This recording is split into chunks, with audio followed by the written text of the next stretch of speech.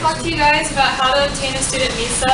And before I even talk about it, when I was picking a topic, I actually thought that a student visa was where you just put money on a card. So like when you go overseas, like it's like, oh, visa, like our visa, their visa. But it's actually a document that makes you legal to study at the country and the institution that you're going to go to. So first things first is that you are going to go to your host university. And so for mine, I just went to Doug Granger. And I went to him and I talked about it, and you must have a 2.5, and you have to get accepted from University of Mount Union to even go over. So you have to go to like the iRater page and click on the study abroad application, and then you like fill in all your stuff, and then you get a list back. And then this is just a snipping tool picture of what the iRater thing is. And you have to have 2 advisors and your faculty to make sure that you can even go. And before studying abroad, you have to have a 2.5, because if you don't, then you can't go at all.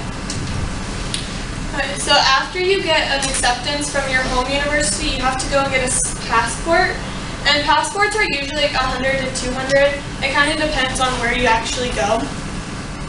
And it's good for 10 years, and you cannot travel or go out of the country without a passport. And it expires within 6 months before you even leave to go to get your passport. You have to get a new one because you can't go. So after you get your passport, you can finally go to the USAC page and fill it all out. So you have to, like Australia is kind of different because when you go to the page, you can get an acceptance within 24 hours. Where if you go to, let's say, like Spain or something, it kind of takes like a week or so, but you just go to the Australia one and you fill it all out, and it's all online, and then you just submit it.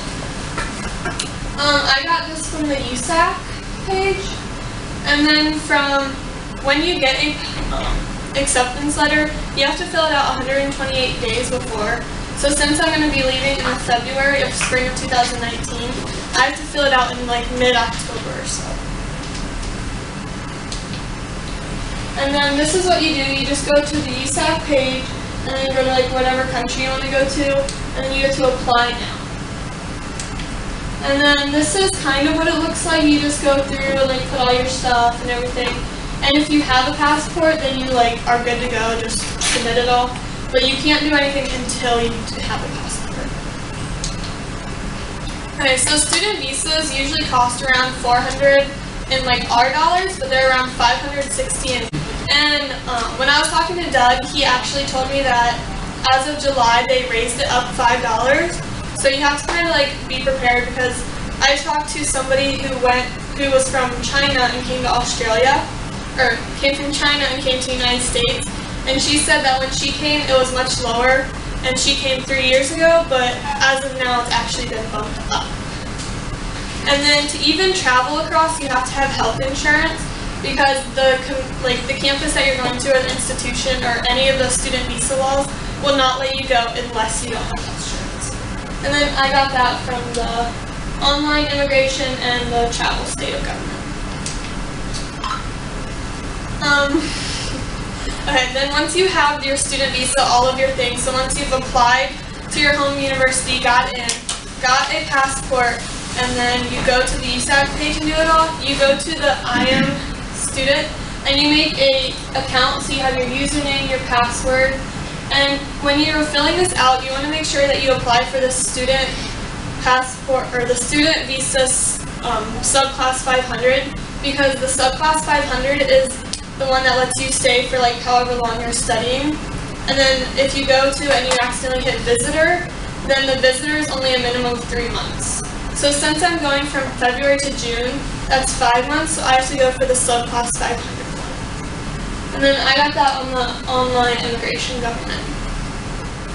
And sometimes before like you're even accepted into the government or the student visa, you actually have to talk to the embassy, but that's like if there's any problems that will not let you guarantee into the spot.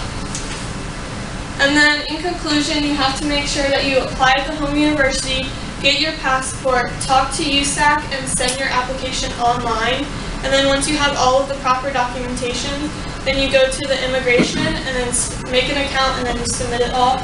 And it usually takes about a week to actually get your student visa, but you just kind of have to wait to hear because sometimes there might be a complication that you weren't sure about, but they just want to like double check before they actually give you permission to go to another. That's how you get a student visa.